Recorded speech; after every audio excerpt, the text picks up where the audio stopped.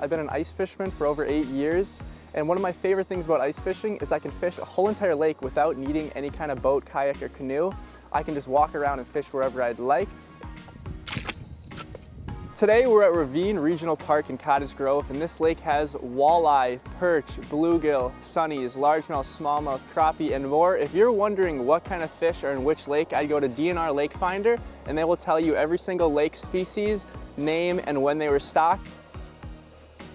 I walked out on the ice today, but ice is never 100% safe. Your safety is your own responsibility, and this is what I did. I took a spud bar and I walked out every 10 feet and I hit the ice just to make sure that the ice was safe.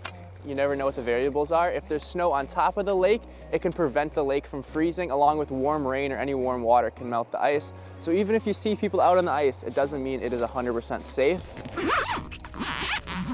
This is everything that I bring with me on my adventure. We have my flip over ice shack. It is a shack that is built into a sled. It flips over onto the ice.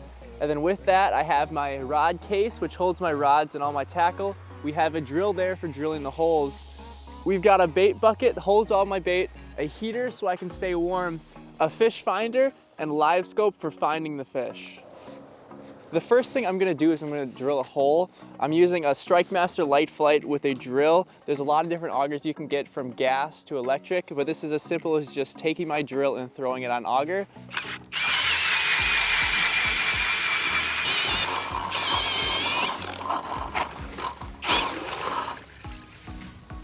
After I drill the hole, I put my fish finder in. This is my Garmin Live Scope Plus. What I'm looking for is different marks on the screen that come through, and those marks are gonna be fish. There's nothing here right now, but once I drop a bait down, the fish will start coming through.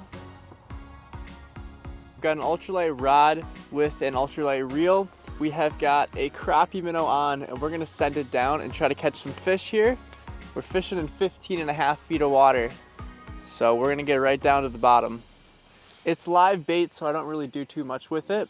We just let it sit about a foot or a foot and a half off bottom and wait for the fish to come through and eat it.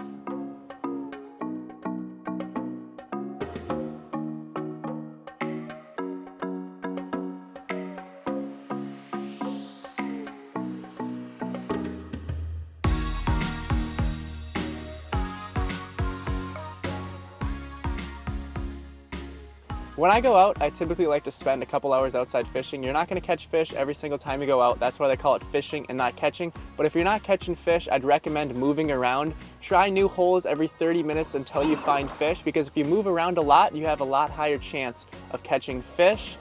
If you're interested in going out ice fishing, I'd recommend going out with somebody who's already knowledgeable on the sport and learning from them. If you can't do that, I'd go online and try to find videos just like this to learn more.